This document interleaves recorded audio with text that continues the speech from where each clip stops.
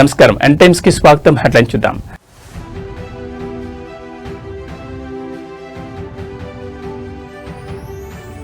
Telangana governor గా బాధ్యతలు చేపట్టిన శివప్రతాప్ శుక్లా ప్రమాణం చేయించిన హైకోర్టు ప్రధాన న్యాయమూర్తి.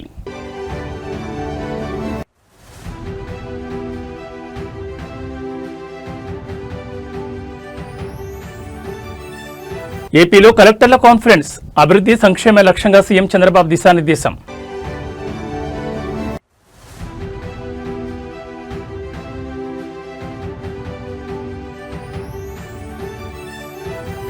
అనర్హత పిటిషన్ల విషయంలో కడియం దానంకు బోరట, 2 పిటిషన్లను డిస్మిస్ చేసిన స్పీకర్.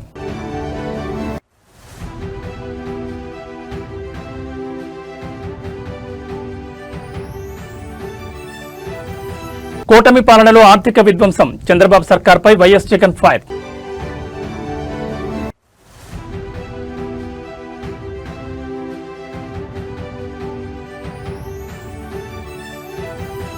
ఐటీ కారిడార్ హాస్టళ్లపై మెనూ కట్, గ్యాస్ సిలిండర్ల కొరతే కారణం. ఇక వివరాలు చూస్తే తెలంగాణ నూతన గవర్నర్ గా శివప్రతాప్ శుక్లా ప్రమాణ స్వీకారం చేశారు. లోక్ భవన్లో జరిగిన ఈ కార్యక్రమానికి CM Revanth Reddy, deputy CM Bhatti Vikramarka, మంత్రులు CS Ramakrishna Rao, TPCC chief Mahesh Kumar Goud, మండలి చైర్మన్ గుత్తా సుఖేందర్ రెడ్డి, వివిధ శాఖల అధికారులు తదితరులు హాజరయ్యారు. ప్రమాణ స్వీకారానికి ముందు వందే మాతరం జనగణమన ఆలపించారు. అనంతరం శివప్రతాప్ శుక్లాతో హైకోర్టు ప్రధాన న్యాయమూర్తి ఆపరేషన్ కుమార్ సింగ్ ప్రమాణ స్వీకారం చేయించారు. శివప్రతాప్ తెలంగాణ గవర్నర్ గా తన బాధ్యతలను శ్రద్ధతో నిర్వహిస్తానని తెలుగులో ప్రమాణం చేశారు.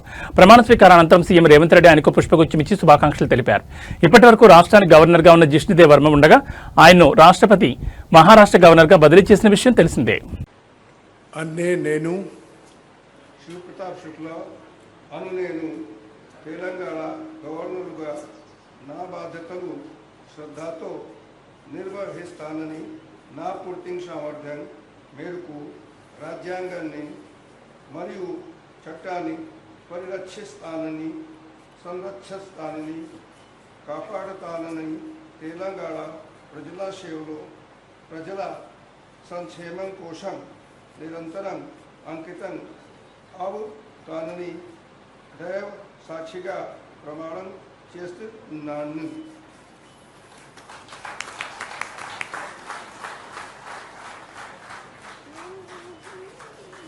With the permission of Honorable Chief Justice, I conclude the swearing in ceremony. Andhra Pradesh రాష్ట్ర సచివాలయంలో ముఖ్యమంత్రి చంద్రబాబు నాయుడు అధ్యక్షతన 6వ జిల్లా కలెక్టర్ల సదస్సు ప్రారంభమైంది.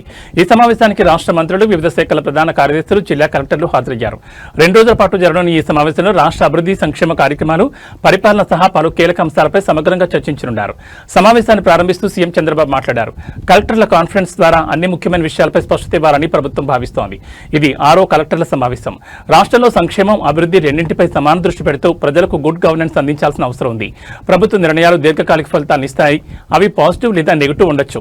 రాష్ట్ర పరిపాలనను మెరుగుపరిచేందుకు ప్రభుత్వం రూపొందించిన 10 ముఖ్య సూత్రాల ఆధారంగా సుపరిపాలనపై అధికారులు దృష్టి పెట్టాలి. వర్చువల్, ఫిజికల్ వర్క్ రెండింటినీ సమన్వయంతో నిర్వహించాల్సిన అవసరం ఉంది. నేను, ఉప ముఖ్యమంత్రి, మంత్రులు అన్ని అంశాలపై సమగ్రంగా పర్యవేక్షణ చేస్తున్నామని సీఎం చంద్రబాబు అన్నారు. ఇవాళ రేపు అన్ని విభాగాలకు సంబంధించిన అంశాలపై విస్తృతంగా చర్చ జరుగుతుంది. జిల్లా స్థాయిలో అధికారులు క్షేత్రస్థాయిలో నిరంతరం సమీక్ష నిర్వహిస్తూ ప్రభుత్వ పథకాల అమలును పర్యవేక్షించాలి. నేను సుదీర్ఘ ఉపన్యాసాలు ఇవ్వను. ముఖ్య విషయాలపై స్పష్టమైన మార్గదర్శకాలు ఇవ్వడమే నా లక్ష్యం. సూపర్ 6 పథకాలతో పాటు ఇతర సంక్షేమ కార్యక్రమాలను అమలు చేస్తున్నాం. ఈ నెల 13వ తేదీన అన్నదాత సుఖీభవ పథకం నిధులు రైతుల ఖాతాలో జమ అవుతాయి. అలాగే ఉగాది పండుగ సందర్భంగా 2,50,000 ఇళ్లకు గృహప్రవేశాలు నిర్వహిస్తాం. అన్నదాత సుఖీభవ గృహప్రవేశాలు ఉగాది కానుకలుగా ప్రజలకు అందిస్తామని సీఎం చంద్రబాబు చెప్పారు. అదేవిధంగా విద్యుత్ రంగంలో ట్రూ డౌన్ ఛార్జీలను విధించి విద్యుత్ ఛార్జీలను తగ్గించగలిగామని సీఎం చంద్రబాబు చెప్పారు. ఈ నిర్ణయం ద్వారా వినియోగదారులకు ప్రత్యక్ష లాభం కలిగేలా ప్రభుత్వం చర్యలు తీసుకుందని తెలిపారు. రాష్ట్రంలో సమర్థవంతమైన పరిపాలన కోసం అధికారులు సమన్వయంతో పనిచేయాలని సీఎం చంద్రబాబు కలెక్టర్లకు సూచించారు. ఇది వచ్చింది కాబట్టి రెండు కూడా every 3rd Saturday will announce as Swachh Andhra Pradesh Day. Swachh Andhra ఒక క్యాంపెయిన్ మోడ్లో తీసుకెళ్తాం. ఇందులో clean, green, environment protection everything వస్తుంది. గార్బేజ్ క్లీన్ చేయడం దగ్గర నుంచి మీరు అనుకున్నటువంటి పంచాయతీల్లో ఇన్ఫ్రాస్ట్రక్చర్ మొదలుకొని సేమ్ యాంగిల్ ఏదైతే గార్బేజ్ ఉందో, వెట్ వేస్ట్ కానీ, డ్రై వేస్ట్ కానీ, లిక్విడ్ వేస్ట్ కానీ everything has to be dispose. క్లీన్గా పెట్టాలి. ప్రెమిసెస్ మీ జిల్లాలో పరిశుభ్రంగా ఉండాలి. దీనికి ఎంతమందిని వీలైతే అంతమందిని మీరు మొబిలైజ్ చేసుకుంటారు. ఆల్ ఆఫీసెస్ కూడా ఆ రోజు పనిచేయక్కర్లేదు, వాళ్ళ ఆఫీస్ కూడా క్లీన్గా పెట్టుకోవాలి. ఆలోచన విధానంలో కూడా మార్పు తీసుకురావాలి. ఒక లెగసీ క్రియేట్ చేయాలి. ఫస్ట్ వర్క్ ఇది అయిన తర్వాత ఒక లెగసీ క్రియేట్ కావాలి. ఎక్కడ చూసినా ప్లాంటేషన్ పెట్టడం, ఆ ప్లాంట్స్ అన్ని ప్రొటెక్ట్ చేయడం, ఒక గ్రీనరీ కాన్సెప్ట్, క్లీనినెస్, హైజెనిక్, ప్రజల్లో చైతన్యం, గోయింగ్ ఆన్ టాకింగ్, దీన్ని ఒక ఉద్యమంగా తీసుకెళ్దాం. అందరం పార్టిసిపేట్ చేస్తాం.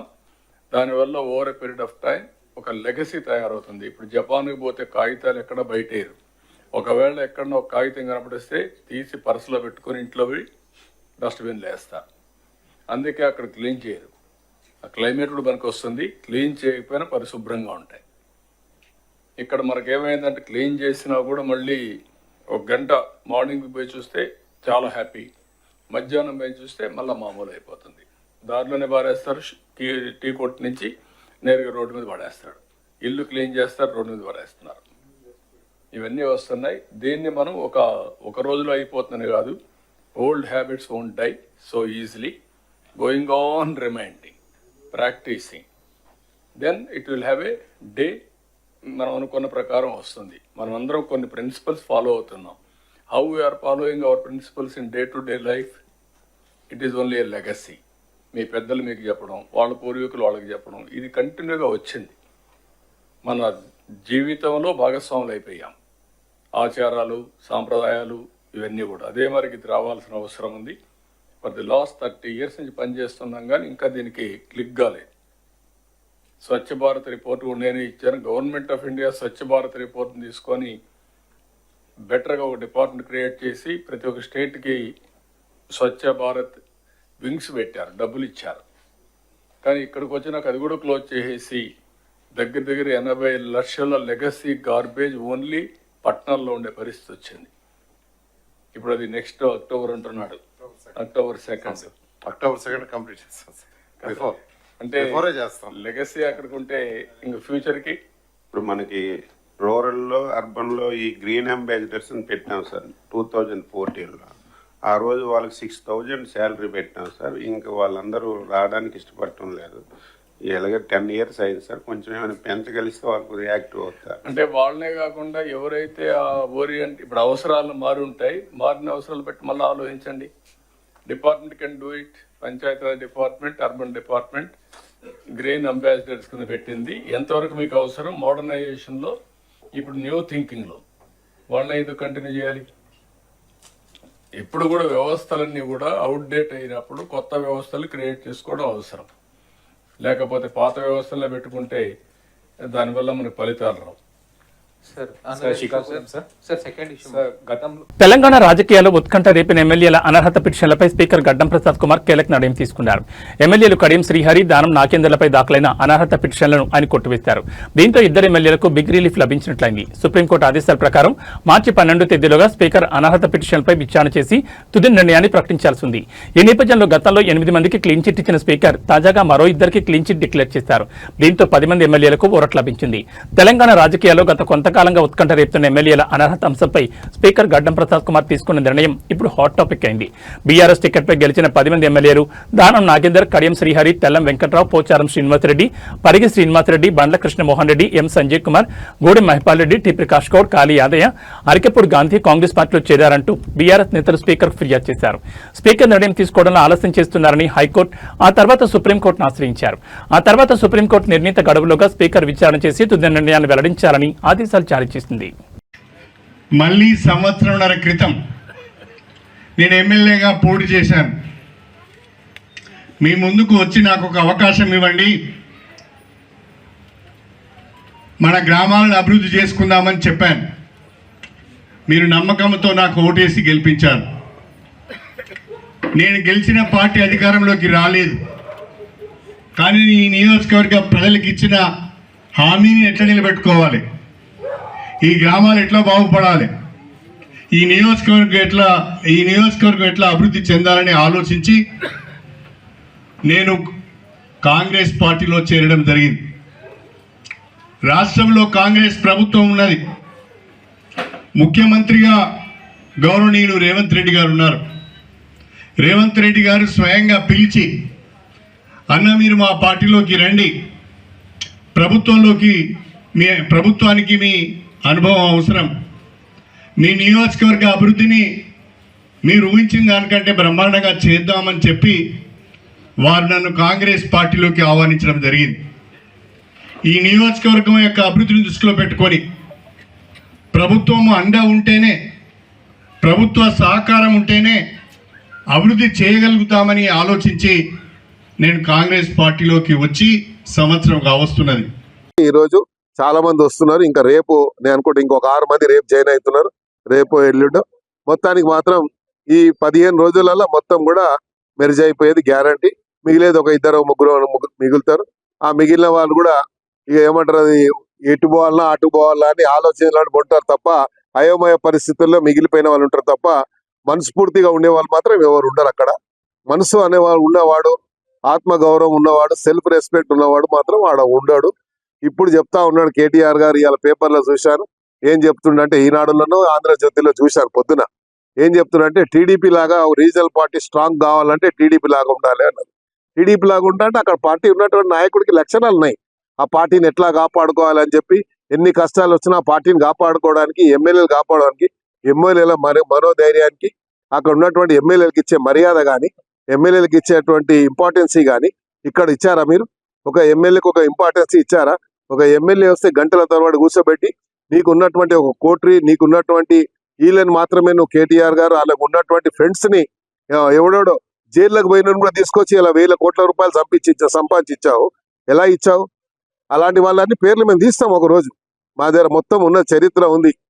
వాడు గుండు శ్రీధర్ గారు ఒకడు ఉన్నాడు, వాడు పని చెప్తాం. వాడు అయిన మొత్తం బేనామీ మొత్తం. అలా చాలా మంది ఉన్నారు, పేర్లు మేము చెప్పుకుంటూ పోతే అందరు పనులు బయట పెడతాను నేను గ్యారంటీగా. విన్నావా? సత్యం రామలింగరాజు గారు, తేజరాజు ఎక్కడుండి ఎంత పొరపాటు చేసి ఎంత చేసి ఎట్లా సంపాదించారు? ఇప్పుడు ఆ రాజేష్ రాజు వీళ్ళందరూ ఎట్లా సంపాదించారు?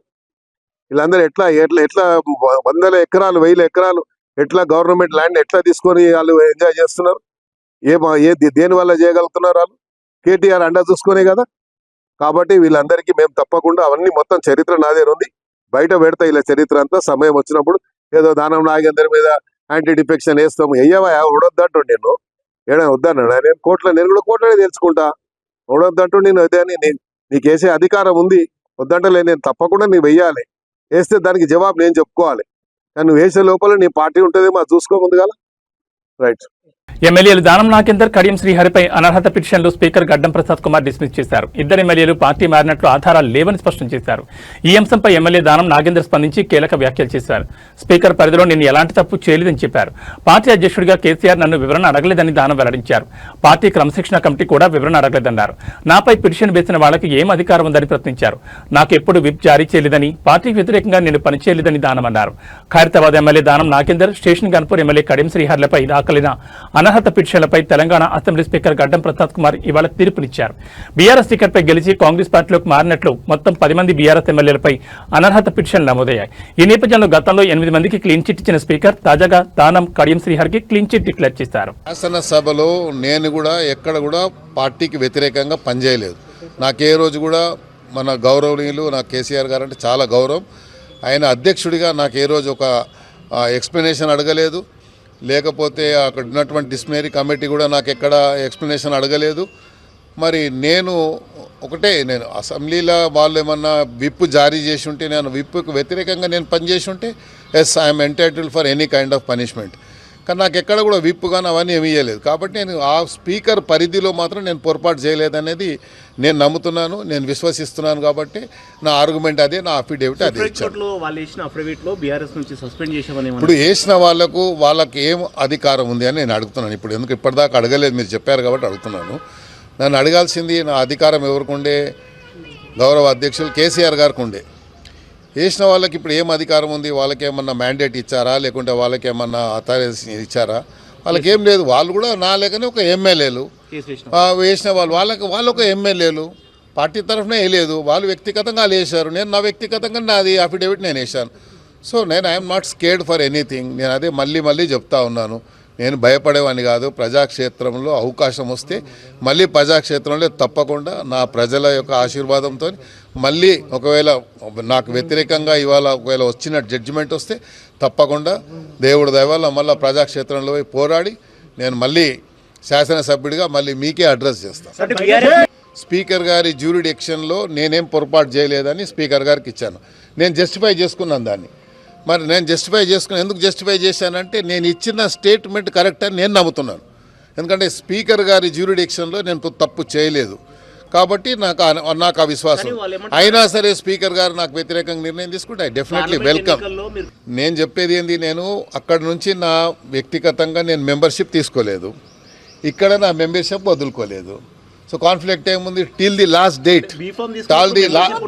నేను పార్లమెంట్లో పోటీ చేసిన తర్వాత కూడా నా శాలరీ నుంచి బీఆర్ఎస్ పార్టీకి ఏదైతే డిడక్షన్ అవుతుందో మా పార్టీది ఫండ్ అది కట్ అయింది. But they are not suppose to take that. ఇవన్నీ సరే ఇక లీగల్గా పాయింట్స్ మనం చెప్పకూడదు. స్పీకర్ గారు ఏమి ఇస్తారో అనేది మీకు ఎంత యాంగ్జైటీ ఉందో నాకు కూడా అంతే యాంగ్జైటీ ఉంటుంది, న్యాచురల్ అది. సో నేను యాంగ్జైటీ ఉన్నా పోరాటం చేసేవాడిని. పోరాటంలో యుద్ధంలో ఒక పులి లేక పోరాడుకుంటూ వచ్చాను, మళ్ళీ అదే పోరాటం కొనసాగింది. ఎమ్మెల్యేలు దానం నాగేందర్, కడియం శ్రీహరిపై అనర్హత పిటిషన్లు స్పీకర్ గడ్డం ప్రసాద్ కుమార్ డిస్మిస్ చేశారు. ఇద్దరు ఎమ్మెల్యేలు పార్టీ మారినట్లు ఆధారాలు లేవని స్పష్టం చేశారు. ఈ అంశంపై ఎమ్మెల్యే కడియం శ్రీహరి కీలక వ్యాఖ్యలు చేశారు. నేను బీఆర్ఎస్ ఎమ్మెల్యేనే కానీ అంటూ మాజీ మంత్రి ప్రస్తుత స్టేషన్ గన్పూర్ ఎమ్మెల్యే కడియం శ్రీహరి చేసిన వ్యాఖ్యలు చేశారు. తాను ఇంకా బీఆర్ఎస్ పార్టీలోనే ఉన్నానని స్పష్టం చేస్తూనే తన నియోజకవర్గ అభివృద్ధి కోసం కాంగ్రెస్ ప్రభుత్వంతో కలిసి పనిచేస్తున్నానని ఆయన ప్రకటించారు. అంతేకాదు ప్రస్తుత రాజకీయ పరిణామాలు మరియు కోర్టు తీర్పుల నేపథ్యంలోనైనా గులాబీ బాస్ కేసీఆర్ వాస్తవాన్ని అర్థం చేసుకుంటారని ఆశిస్తున్నట్లు కడియం శ్రీహరి సంచలన వ్యాఖ్యలు చేశారు. పార్టీ ఫిరాయింపులు, నియోజకవర్గ అభివృద్ధి మరియు అధిష్టానం తీరుపై ఆయన చేసిన ఈ వ్యాఖ్యలు రాజకీయ వర్గాల్లో పెద్ద చర్చకు దారితీశాయి. నేను బీఆర్ఎస్ పార్టీ సభ్యునిగానే కొనసాగుతున్నాను. బీఆర్ఎస్ పార్టీ నాయకత్వంతో విభేదించి ఎమ్మెల్యేగా పనిచేస్తున్నాను. నా నియోజకవర్గ అభివృద్ధి కొరకు కాంగ్రెస్ ప్రభుత్వంతో కలిసి పనిచేస్తున్నాను. మా నాయకుడు కేసీఆర్ అవునా కాదా అనేది ఈ తీర్పు వచ్చిన తర్వాతనే కేసీఆర్ అర్థం చేసుకోవాలి. ఎమ్మెల్యేలు దానం నాగేందర్, కడియం శ్రీహరి అనర్హత పిటిషన్లపై స్పీకర్ గడ్డం ప్రసాద్ సంచలన తీర్పు వెలువరించారు. 2 పిటిషన్లను స్పీకర్ డిస్మిస్ చేస్తూ నిర్ణయం తీసుకున్నారు. ఈ అంశంపై తాజాగా మాజీ మంత్రి కేటీఆర్ స్పందించారు. పార్టీ ఫిరాయింపుల కేసులో ఎమ్మెల్యేలు దానం నాగేందర్, కడియం శ్రీహరిలకు స్పీకర్ క్లీన్ చిట్ ఇవ్వడం బీఆర్ఎస్ వర్కింగ్ ప్రెసిడెంట్ ఫైర్ అయ్యారు. ఇది ప్రజాస్వామ్యంపై బహిరంగ దాడి అని కేటీఆర్ ఒక ప్రకటనలో తెలిపారు. కాంగ్రెస్ పార్టీ బీఫామ్ మీద ఎంపీగా పోటీ చేసిన వ్యక్తికే క్లీన్ చిట్ ఇవ్వడం అంటే ప్రజల తీర్పును అవమానించడమేనని వెల్లడించారు. పార్టీ ఫిరాయింపులను ప్రోత్సహిస్తూ స్పీకర్ తీసుకున్న ఈ నిర్ణయం ప్రజాస్వామ్య చరిత్రలో చీకటి రోజని పేర్కొన్నారు. ఇది కేవలం ఒక తీర్పు కాదు, అధికారంలో ఉన్నవారికి అనుకూలంగా రాజ్యాంగ వ్యవస్థను ఉపయోగించే ఉదాహరణ. ప్రజల ఓట్లతో గెలిచిన పదవులను వ్యక్తిగత లాభాల కోసం మార్చుకుంటే స్పీకర్ దానికి ముద్ర వేస్తే ప్రజాస్వామ్య విలువలు ఎక్కడ నిలుస్తాయి? ఇలాంటి నిర్ణయాలు ప్రజల విశ్వాసాన్ని దెబ్బతీస్తాయి. తెలంగాణ ప్రజలు అన్ని గమనిస్తున్నారు. సరైన సమయంలో సమాధానం చెప్తారని కేటీఆర్ స్పష్టం చేశారు.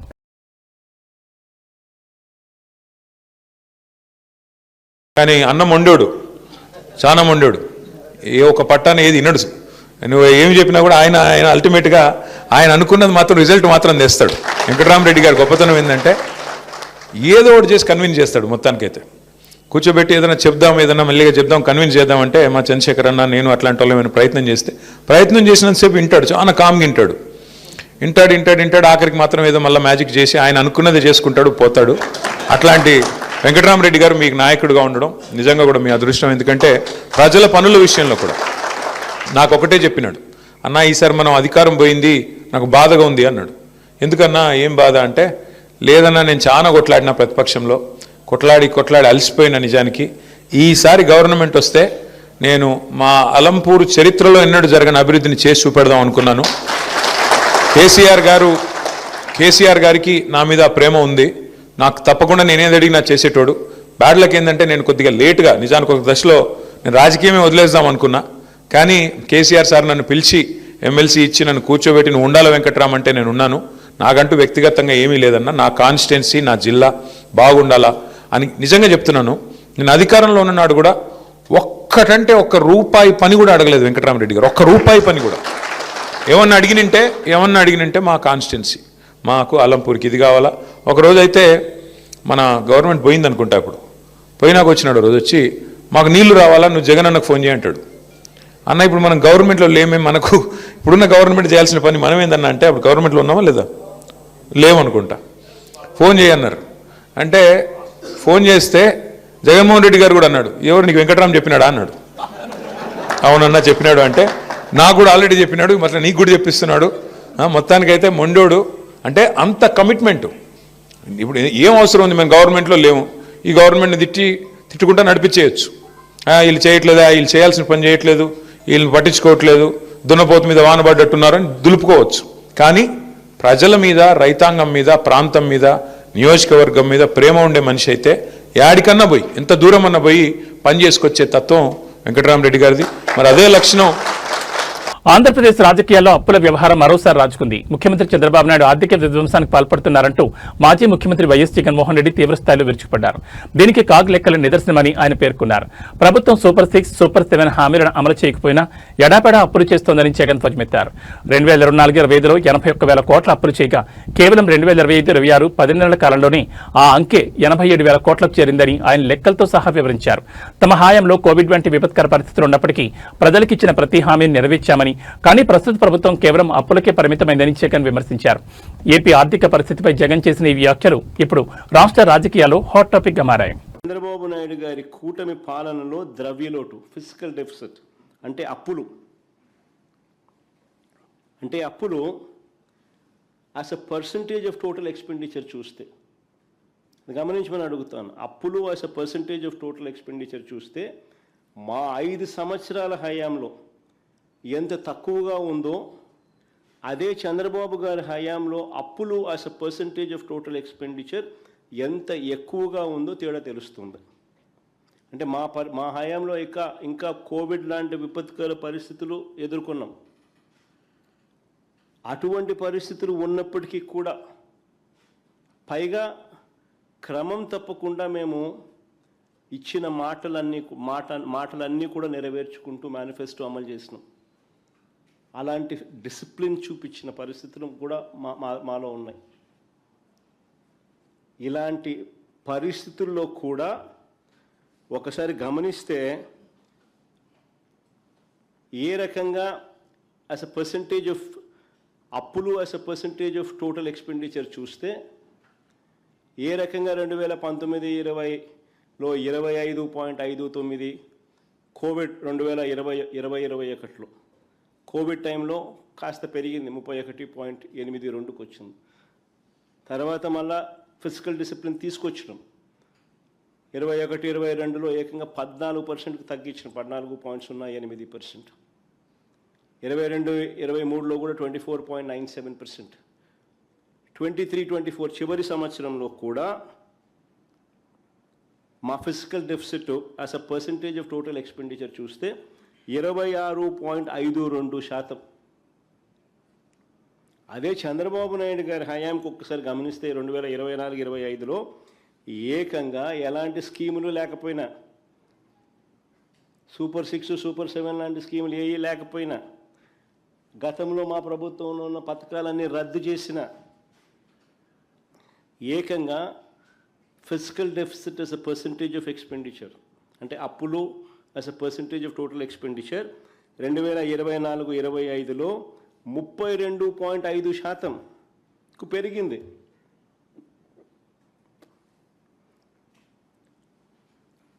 ఇంకా ఈ సంవత్సరం 2025-26 మొదటి 10 నెలలు కూడా తీసుకుంటే అక్కడ కూడా అప్పులు as a percentage of total expenditure చూస్తే 39.74%కి ఎగబాకింది. నిజంగా చంద్రబాబు నాయుడు గారి ఆర్థిక విధ్వంసానికి ఇవన్నీ కూడా చిత్రపటాలు. All these are paintings. ఆర్థిక విధ్వంసానికి సాక్ష్యాలు, ఆధారాలు, చిత్రపటాలు. ఆంధ్రప్రదేశ్ మంత్రి నారా లోకేష్ ఢిల్లీకి చేరుకున్నారు. ఢిల్లీకి చేరుకున్న లోకేష్ కు తమ పార్టీకి చెందిన ఎంపీలు స్వాగతం పలికారు. అనంతరం పార్లమెంట్ సభ్యులు, రాజ్యసభ సభ్యులతో లోకేష్ సమావేశమయ్యారు. రాజకీయ పరిణామాలపై లోకేష్ వారితో చర్చించారు. ఎంపీలతో భేటీ అయిన లోకేష్ ఇరాన్, ఇజ్రాయెల్ యుద్ధ ప్రభావం ఏపీపై పడే అంశంపై కూడా చర్చించినట్టు తెలుస్తోంది. ఈ రోజు మోటా ఆధ్వర్యంలో నిర్వహిస్తున్న WhatsApp citizen engagement and innovation forum సమావేశంలో మంత్రి నారా లోకేష్ పాల్గొనున్నారు. ఈ రోజు సాయంత్రం బయలుదేరి విశాఖకు లోకేష్ చేరుకుంటారు. లోకేష్ రేపు విశాఖలో పలు కార్యక్రమాల్లో పాల్గొన్న అనంతరం తిరిగి అమరావతికి చేరుకుంటారని పార్టీ వర్గాలు వెల్లడించాయి.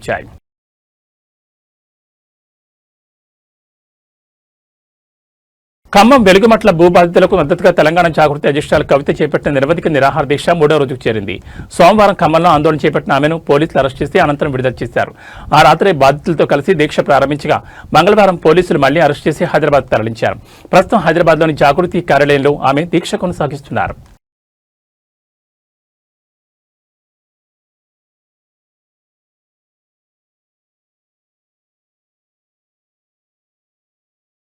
ఖమ్మం నగరంలోని వెలుగుమట్ల భూదాన్ భూముల వివాదం గత కొద్ది రోజులుగా తెలంగాణ రాజకీయాల్లో పెను సంచలనంగా మారింది.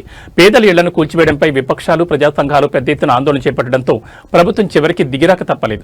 ఎక్కడైతే ఇళ్లు కూల్చివేతకు గురయ్యాయో సరిగ్గా అదే ప్రాంతంలో సుమారు 9 ఎకరాల భూమిని లేఅవుట్ చేసి బాధితులకు అప్పగించాలని ప్రభుత్వం నిర్ణయించింది.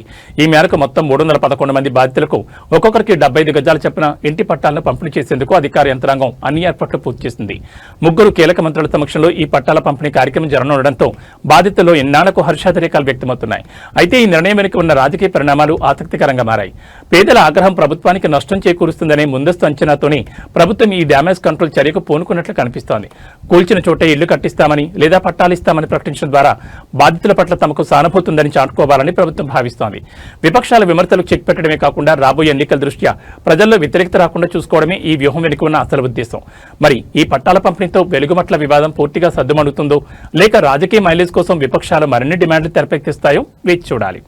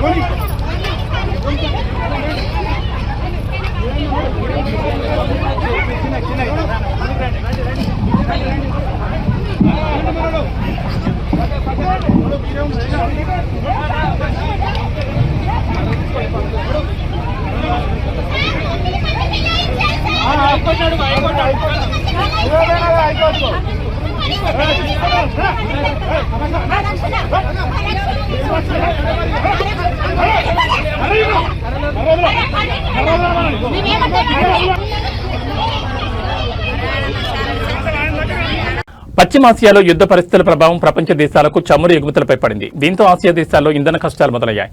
భారత్లో పెట్రోల్, డీజిల్ సరఫరాకు కొద్ది రోజుల వరకు ఎలాంటి ఇబ్బంది లేదని, వాహనదారులు టెన్షన్ పడొద్దని కేంద్రం ఇప్పటికే స్పష్టం చేసింది. హమ్మయ్య అనుకునే లోపే ఆ పిడిగొచ్చి గ్యాస్ సిలిండర్ల సరఫరాపై పడింది. చమురు దిగుమతులు తగ్గడంతో గ్యాస్ సరఫరాపై ఎఫెక్ట్ పడింది. దీంతో కమర్షియల్ సిలిండర్ల కంటే డొమెస్టిక్ సిలిండర్ల సరఫరాకే ఇంపార్టెన్స్ ఇవ్వాలని కంపెనీలకు కేంద్రం ఆదేశాలు ఇచ్చింది. ఫలితంగా కమర్షియల్ సిలిండర్ల సరఫరా దాదాపుగా నిలిచిపోయిన పరిస్థితి ఏర్పడింది. దీంతో హైదరాబాద్ ఐటీ కారిడార్లో ఉన్న హాస్టల్ యాజమాన్యాలు మెనూలో కోత విధించాయి. నగరంలో సుమారుగా 11,000 హాస్టళ్లు ఉండగా 10 లక్షల మంది వాటిలో ఉంటున్నట్లు సమాచారం. హాస్టల్స్ లో వాడేది కమర్షియల్ సిలిండర్లే. ఇప్పుడు వాటి కమర్షియల్ సిలిండర్లు దొరకడం కష్టం కావడంతో మెనూలో వంటలు తగ్గిస్తున్నట్లు ఐటీ కారిడార్ హాస్టల్స్ అసోసియేషన్ ప్రకటించింది. పశ్చిమాసియా యుద్ధం నేపథ్యంలో గ్యాస్ సిలిండర్ల కొరత ఏర్పడిందని, దీనివల్ల మెనూను తగ్గిస్తున్నట్లు తెలిపింది. కాఫీ, టీ, దోశ, పూరి, బజ్జీ, చపాతీలు అందించడం కుదరదని స్పష్టం చేసింది. ఆయిల్ ఎక్కువగా ఉండే వంటకాలను అందించలేమంది. అలాగే సెల్ఫ్ కుకింగ్ ఆప్షన్ కూడా తాత్కాలికంగా ఆపేస్తున్నట్లు చెప్పింది. ఎక్కువసేపు ఉండాల్సి ఉన్న కూరను కూడా మెనూలో అందించలేమని పేర్కొంది. పప్పు, రసం, అన్నం, సాంబార్ వంటి వాటిని రెగ్యులర్ గా అందించగలమని వివరించింది. గ్యాస్ షార్టేజ్ తగ్గేంత వరకు వీటిని ఫాలో అవ్వాల్సిందిగా ఐటీ కారిడార్ హాస్టల్కు సూచించింది. ఈ మేరకు హాస్టల్లో ఉండే ఉద్యోగులు, విద్యార్థులు సహకరించాల్సిందిగా కోరింది. మణికొండ, రాయదుర్గం, కొండాపూర్, గచ్చిపోలి, మాదాపూర్, హైటెక్ సిటీ, దుర్గం చెరువు, నానక్రామ్ కూడా ఐటీ కారిడార్ సెక్టార్లోకి వస్తాయి. దేశంలోని రైతులకు కేంద్ర ప్రభుత్వం గుడ్ న్యూస్ చెప్పింది. పీఎం కిసాన్ 22వ విడత నిధులను ఈ నెల 13న రైతుల ఖాతాలో జమ చేయనున్నట్లు వెల్లడించింది. ప్రధాని నరేంద్ర మోడీ అసోం పర్యటన నేపథ్యంలో శుక్రవారం గౌహటి వేదికగా నిధులు విడుదల చేస్తారని తెలిపింది. రైతాంగానికి పెట్టుబడి సాయం అందించేందుకు తీసుకొచ్చిన ఈ పథకం కింద కేంద్రం దేశవ్యాప్తంగా ఉన్న రైతులకు ఏటా 6,000 అందిస్తోంది. 2019లో ఎన్డీఏ సర్కార్ ప్రారంభించిన ఈ పథకంలో భాగంగా ఏటా 3 విడతలుగా 2,000 చొప్పున మొత్తం 6,000 నేరుగా రైతుల ఖాతాలో జమ చేస్తోంది. శుక్రవారం ప్రధాని మోడీ మొత్తం 19,000 కోట్ల నిధులను విడుదల చేస్తారు. దీంతో దేశవ్యాప్తంగా 9.32 కోట్ల మంది రైతుల ఖాతాలో 2,000 చొప్పున జమ అవుతాయని అధికారులు తెలిపారు. పసిడి ప్రియులకు మళ్లీ జలక్ తగిలింది. పశ్చిమాసియా యుద్ధం కారణంగా బంగారం ధరలు తగ్గొచ్చిన భావించిన మగువలకు మళ్లీ షాకిస్తున్నాయి. వరుసగా రెండో రోజు బంగారం ధరలు పెరిగాయి. అంతర్జాతీయ మార్కెట్లలో అనిశ్చిత పరిస్థితులు, ముఖ్యంగా మధ్యప్రాచ్యంలో పెరుగుతున్న ఉద్రిక్తతల కారణంగా బంగారం ధరలు మళ్లీ పెరుగుతున్నాయి. దీంతో కొనుగోలుదారులు బెంబేలెత్తిపోతున్నారు. ఈ రోజు తులం బంగారం ధరపై ₹930 పెరగగా వెండి ధర మాత్రం యథాతథంగా నిలకడగా ఉంది. తులం గోల్డ్పై ₹930 పెరగడంతో బులియన్ మార్కెట్లో 24 క్యారెట్ల 10 గ్రాముల ధర ₹163,310 దగ్గర ట్రేడ్ అవుతోంది. ఇక 22 క్యారెట్ల 10 గ్రాముల ధరపై ₹850 పెరగడంతో ₹149,700 దగ్గర అమ్ముడవుతోంది. ఇక 18 క్యారెట్ల 10 గ్రాముల బంగారం ధర ₹690 పెరగడంతో ₹122,480 దగ్గర ట్రేడ్ అవుతోంది. ఈ రోజు సిల్వర్ ధర మాత్రం ఉపశమనం కలిగించింది. వెండి ధర యథాతథంగా ఉండడంతో బులియన్ మార్కెట్లో కిలో వెండి ₹2,90,000 దగ్గర అమ్ముడవుతోంది. న్యూస్ ముగించే ముందు హెడ్లైన్స్ మరోసారి.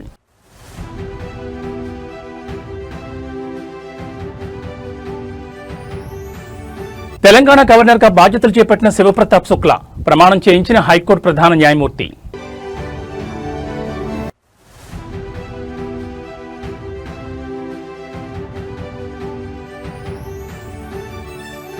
ఏపీలో కలెక్టర్ల కాన్ఫరెన్స్, అభివృద్ధి సంక్షేమ లక్ష్యంగా సీఎం చంద్రబాబు దిశానిర్దేశం.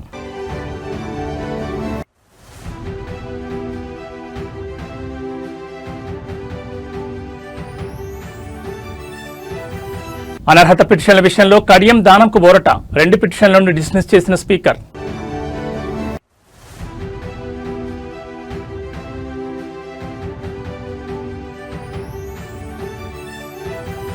కూటమి పాలనలో ఆర్థిక విధ్వంసం, చంద్రబాబు సర్కార్పై YS Jagan fire.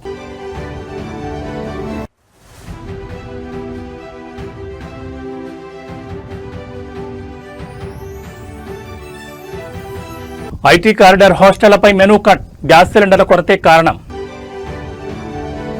AB bulletin విశేషాలు. నమస్కారం.